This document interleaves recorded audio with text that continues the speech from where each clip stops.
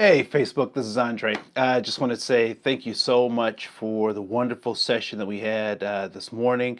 I think people really got the message around what it means to kind of think about inclusivity as opposed to being someone who's not thinking about that, right? Um, Big shout outs to those organizations that have tapped us.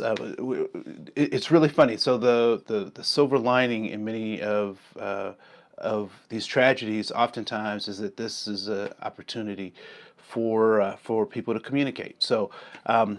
My family and I, we went and tried to get toilet paper today. It was a bit tough, but we found it.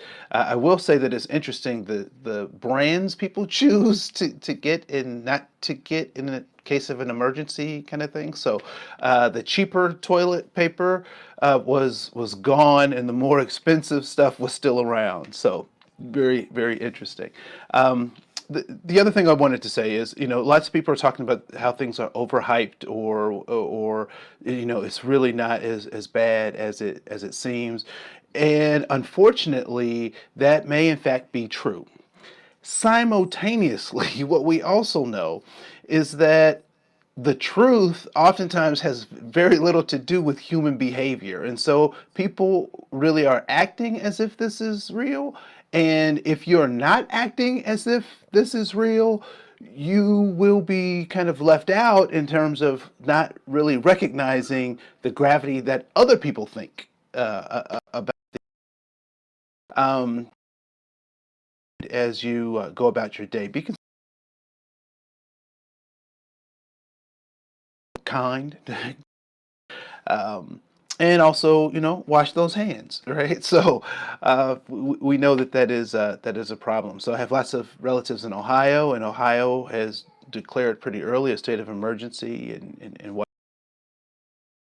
those folks and praying for those as this thing rolls out. Um, yeah, session this morning was really great, talking about um, the difference between unconscious bias, implicit bias, being that kind of individual bias that I don't see or I don't recognize, or that can be problematic because I, as an individual, don't see it.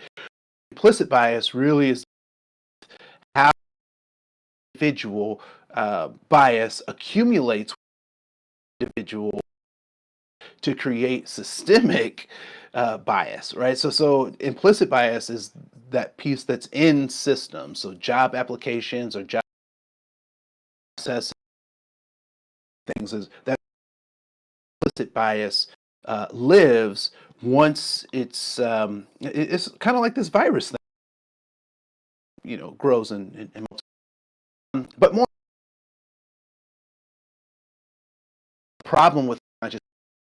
This is one of the things that I think is very interesting about folks who deal of diversity, equity, and we focus on stuff, and then we what have it, what do you and